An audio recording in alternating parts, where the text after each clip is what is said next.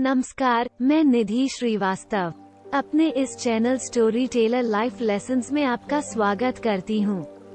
आज मैं आपके लिए अपने कहानियों के गुलदस्ते से लेकर आई हूँ एक नई कहानी जो आपके जीवन और नजरिए में कुछ नया जोड़ेगी। तो आइए प्रारंभ करते हैं इस कहानी को। ओशो द्वारा सुनाई गई एक सुंदर जैन कथा है। एक बहुत बड़ा चोर था। जब वो बूढ़ा हुआ तो उसके बेटे ने कहा कि अब मुझे भी अपनी कला सिखा दें, क्योंकि अब क्या भरोसा। वो चोर इतना बड़ा चोर था कि कभी पकड़ा नहीं गया और सारी दुनिया जानती थी कि वह चोर है। उसकी खबर सम्राट तक को थी। सम्राट ने उसे एक बार बुलाकर सम्मानित भी किया था कि तू अद्भुत आदमी है, दुनिया जानती है, हम भी जानते हैं कि तू चोर है। तूने कभी इसे छिपाया भी नहीं, लेकिन तू कभी पकड़ा भी नहीं गया। तेरी कला अद्भुत है। वो इस तरह सेंध लगा रहा है, इतनी तन्मयता से कि कोई चित्रकार जैसे चित्र बनाता हो, कि कोई मूर्तिकार मूर्ति बनाता हो, कि कोई भक्त मंदिर में पूजा करता हो। ऐसी तन्मयता, ऐसा लीन, इससे कम में काम भी नहीं चलेगा। वो मास्टर थीफ था। वो कोई साधारण चोर नहीं था, सैकड़ों चोरों का गुरु था। लड़का कंप रहा है, खड़ा हुआ। रात ठंडी नहीं है, लेकिन कंपकंपी छूट रही है। उसकी रीढ़ में बार बार घबराहट पकड़ रही है। वो चारों तरफ चौंक चौंक कर देखता है, लेकिन बाप अपने काम में लीन है। उसने एक बार भी आंख उठाकर यहाँ वहाँ नहीं देखा। चोरी की सेंध तैयार हो गई। बाप बेटे को लेकर अंदर गया।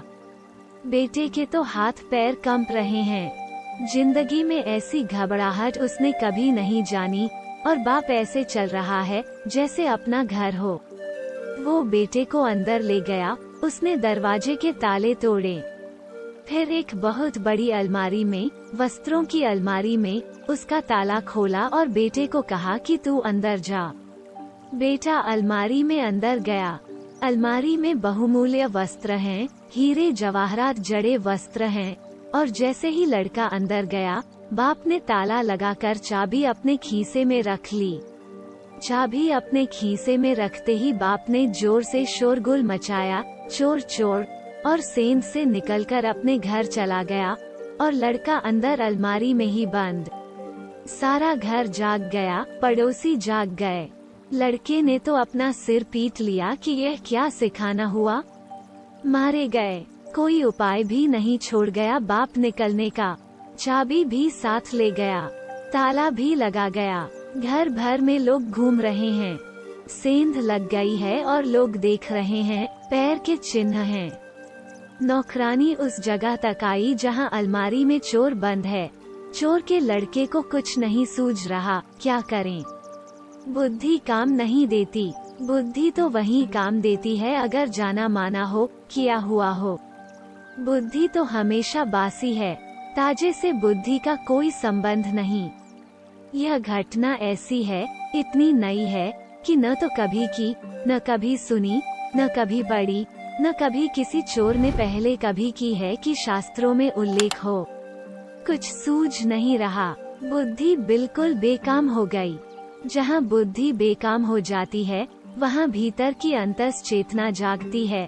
अचानक जैसे किसी ऊर्जा ने उसे पकड़ लिया, और उसने इस तरह आवाज की जैसे चूहा कपड़े को कुतरता हो। यह उसने अपने जीवन में कभी भी नहीं किया था। वो खुद भी हैरान हुआ अपने पर। नौकरानी चाबियां खोज कर लाई। उसने दरवाजा खोला और दिया लेकर उसने भीतर झांका कि चूहा है शायद। जैसे नौकरानी ने दिया लेकर झांका, उसने दिए को फूंक मारकर बुझाया, धक्का देकर भागा। सेंध से निकला। 10-20 आदमी उसके पीछे हो लिए। बड़ा शोरगुल मच गया। सारा पड़ोस जग गया। वो जान छोड़कर भागा। ऐसा वो कभी भागा नहीं था। उसे यह समझ में नहीं आया कि भागने वाला मैं हूँ। जैसे कोई और ही भाग रहा है।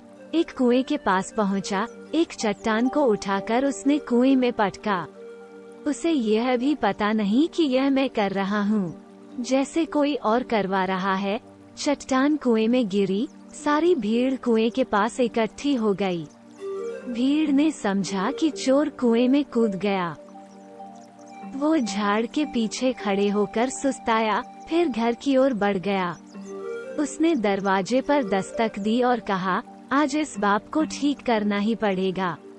यह कैसा सिखाना हुआ। घर के अंदर गया तो देखा कि बाप कंबल ओढ़े घर्राटे ले रहा था। उसने जगाया और बाप से कहा कि यह क्या है, मुझे मार डालना चाहते हैं। बाप ने कहा, तू आ गया, बाकी कहानी सुबह सुन लेंगे। मगर तू सीख गया, अब सिखाने की कोई जरूरत नहीं।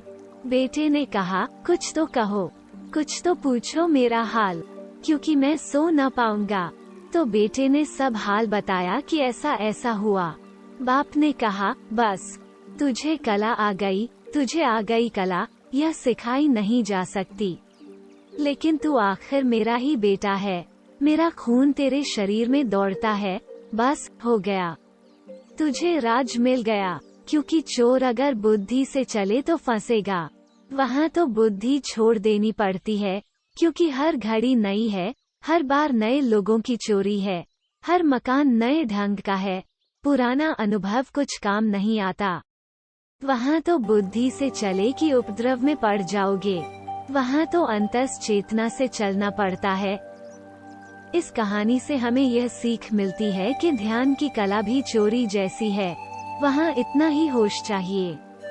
बुद्धि अलग हो जाए, सजगता हो जाए। जहाँ भय होगा वहाँ सजगता हो सकती है, जहाँ खतरा होता है वहाँ तुम जाग जाते हो। जहाँ खतरा होता है वहाँ विचार अपने आप बंद हो जाते हैं और अंतस जाग उठता है। आपका धन्यवाद इस कहानी को सुनने के लिए। ऐसी ही ज्ञानवर्धक व प्रेरणादायक कहानियों को सुनने के लिए हमारे स्टोरी टेलर चैनल को सब्सक्राइब करें। और यदि आपको लगता है कि यह कहानी आपके किसी अपने के जीवन को प्रभावित कर सकती है तो इस वीडियो को अवश्य ही लाइक करें व शेयर करें।